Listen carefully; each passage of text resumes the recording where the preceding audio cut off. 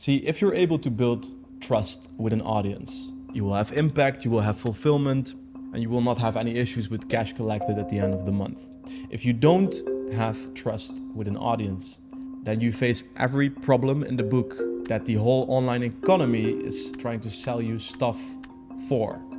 And what's always fascinated me is that most creators, entrepreneurs are very fixated on these tactics and strategies that are all symptoms of a creator not having trust with an audience. Because trust is the gravity that attracts opportunities, which allows a creator entrepreneur to break the rules such that you can build a business around your identity and lifestyle. So the only path to a business that is both fulfilling your earthly goals, money, the cool car, all this stuff, while still being coherent with who you are and what you creatively want to build, the passionate way in which you want to be useful for us, the only way to get there is through trust. And so people are saying trust is at an all-time low, which I fundamentally disagree with. I believe that trust is a human experience we cannot live without. We need to trust. And creators are failing to provide this experience. And I think I have a pretty good explanation of why we are here, why it seems like it's harder to sell more than ever before. And then I want to give you something that's very close to me that I've used with clients and for myself in the past. It's called the WIP Effect. While everyone is talking about mass skepticism, lower watch time, and higher costs to acquire clients, this is how you become part of the outliers who don't even need to run sales funnels or calls anymore. I want to explain this to you through an idea. Let's call it the hormosification of business. For the last 10 years, people have been building audience and selling things to that audience. And that started out with Tai Lopez and the Lamborghini garage ads, right? And this has developed and developed until what I think is the peak summary of all the marketing, sales, offer creation tactics that you need to know, which are the books of Alex Hormozi. It's almost perfect. What happens is that this sort of perfect marketing language with the no-brainer offer, the guarantee, the psychological levers, we've heard it a million times before and now attach it to something negative. Everybody has been on a sales call, and so this objection handling on these calls is getting cringe. We have seen a million offers with crazy guarantees, heavy marketing pitches in YouTube videos that are supposedly there to provide value to you, but it's clearly just a sales ladder that you're being funneled into. We are tired of it, and it's created skepticism. So these tactics and strategies from Alex Hormozi in this case are so perfect that they don't work anymore. Because if it becomes the status quo, then the game changes again. We become tone deaf, apathic, and in the end skeptical towards this tone of voice. And so that's where we are now. It's the end of the attention economy and the beginning of the resonance economy. And the way I see it is that there's two groups who are going to survive this landscape.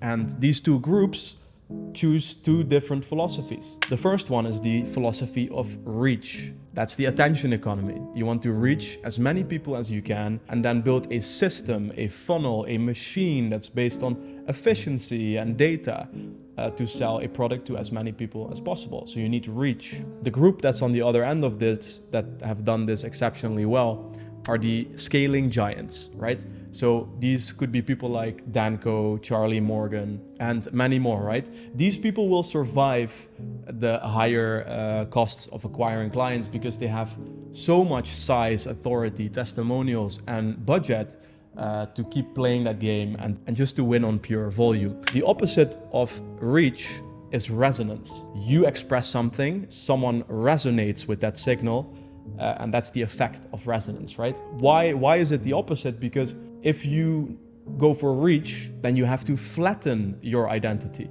You have to flatten your values. You have to flatten what you stand for to appeal to a larger audience, right? The new group, and you can see some of them left and right popping up slowly, and you will be early if you adopt. I call it world builders. So these are people that completely optimize for resonance. So the signal is your identity. It's not focusing a target audience. It's not selling an objectively better strategy.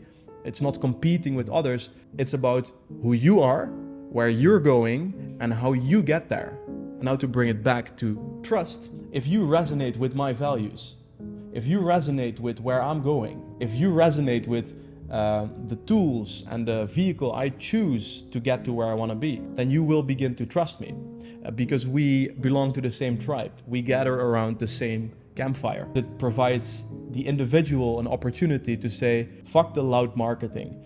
Fuck having to spend time on how do I sell my stuff instead of building your stuff. This is what I call sovereign world building. That is my philosophy, and today I want to share with you how it sells. And that model is called the WIP Effect. WIP stands for World Identity Plan, because I believe there's 3 psychological stages a creator needs to achieve in order to have gravity, in order to take a stranger to watch your first video and to self-select that they want to work with you, all through content. In order to achieve that, there's 3 events that we need to have happen.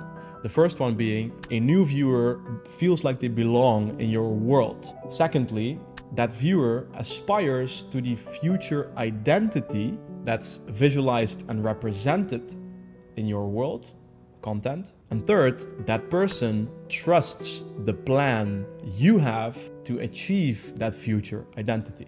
So the WIP effect is the mechanism that we use to move first-time viewers through these 3 events to what I call the proximity point. The moment where a person reached the limit of how close they can get to you by just consuming your content. Meaning they are ready to get closer to you on their own initiative. This is where citizens of your world start looking for the link in the description, or might even Google you to send you a message on Instagram if you're doing a really good job. They want to ask you a question, want more resources than they're currently getting, or they want to work with you. Regardless, the proximity point always means that a person wants more access to you and your problem-solving capacity and is willing to take action on that without being prompted, or in many cases, unfortunately, by being manipulated through cheap marketing BS. This always leads to ideal clients, because the perfect client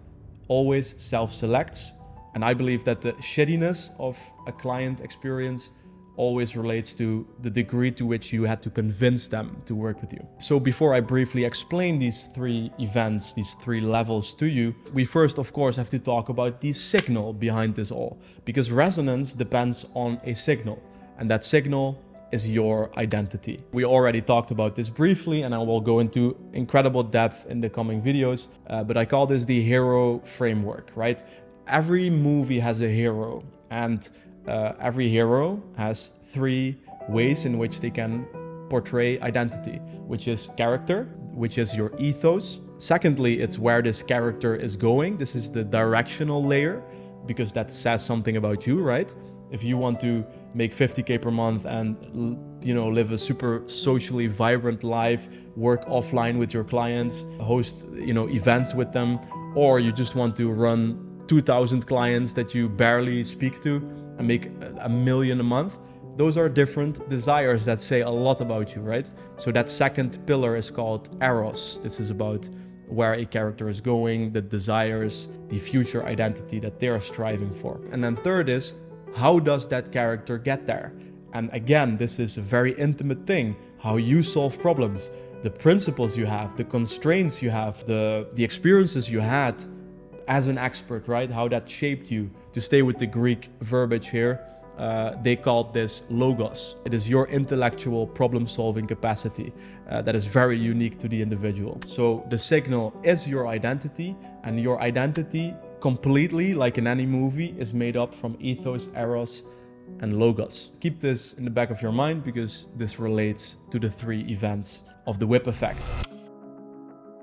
So the first event we want to have happen is that a new viewer feels like they belong in your world. So let's say you are a first-time watcher of this channel. You will not listen to me, at least not completely, before the first layer of resonance has happened, which is about ethos. And let me give you the most clear example of ethos, which is values and anti-values. I am very deliberately, in this video and in any video, sharing my anti-values and values. Any chance I get, and as soon into the video as possible, I'm sharing them with you, because you will not really listen to me until you identify me as an ally, which happens on the basis of ethos.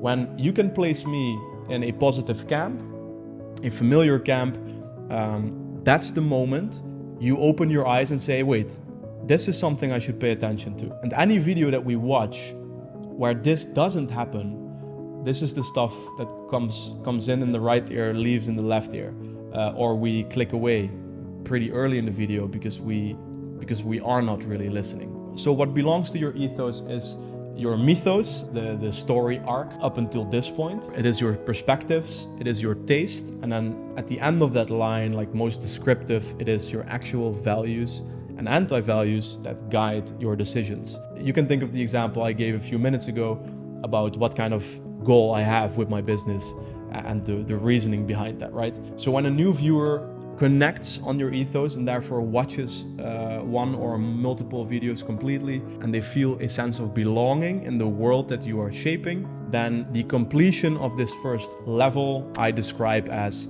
this person subscribing to your Substack or a mail list. The moment this happens, you've got yourself a new citizen, and we can move on to level 2. Level 2, I believe, is one of the most important things I can possibly tell you. People don't buy solutions or results. They buy a future identity that their current self desires. You cannot sell your products or programs before you have sold a future identity. I've been active as a coach, consultant in various ways for over 6 years. What I can tell you is that the only thing that moves someone forward is when they have psychologically adopted a future identity.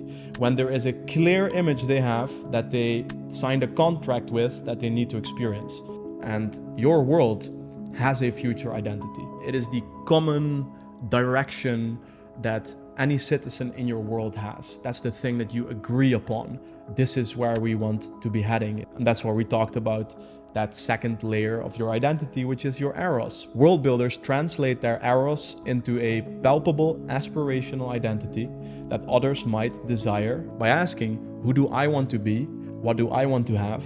And what do I want to be doing? This image then is consistently visualized and represented by you, most importantly, in your content until it becomes an aspirational identity that new citizens can adopt. It's the moment that a citizen from level 1 says, this future identity is exactly what I've always felt. This is the life I want for myself. This is where I want to go. The moment that's happened, you've passed level 2, and there's only one possible thing left to do. Look at it this way. If someone feels they belong in the world that you're creating through your content, and they've adopted the identity that you're portraying and representing, right? That's where your authority comes from. You're further along that journey. You're displaying, representing that image already. When someone adopted that aspirational identity, only one thing is left. They're already looking for a path to get there. The heavy lifting is gone. The last thing that needs to happen is they need a solid plan that they also trust, that they believe in. Because again, there's different ways to do different things. If someone would try to sell me, a plan that involved running a sales team again and managing closers, running ads, I would decline in this third level. It's not a plan that resonates with me. So the last level of resonance is that citizen that's already adopted the emotional side of your world needs to trust in your plan. And that plan is a result of that third layer of your identity, which is your logos. How do you achieve that eros, that identity that you see, right? What principles guide how you do things? What constraints, absolute non-negotiables, cannot be a part of how you do things? What different subjects excite you? This is called consilience, right? The unity of knowledge. I pull a lot from cinematography, Renaissance, history, philosophy.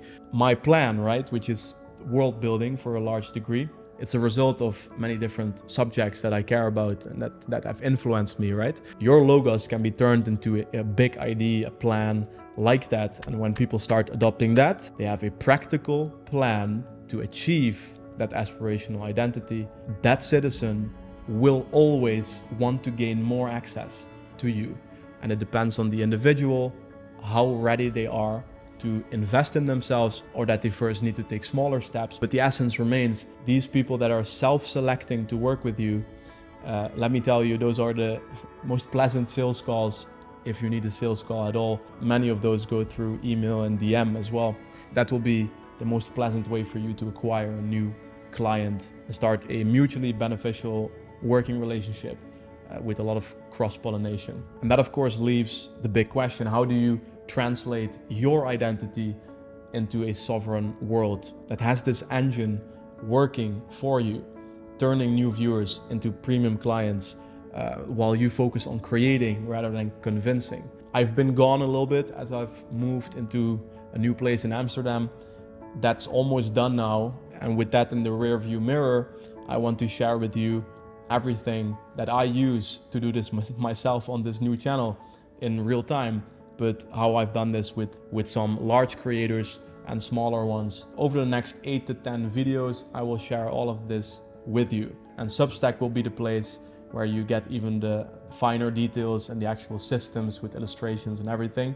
So thank you for your patience over the last weeks, and I hope to see you in all those next videos as I complete this project for you.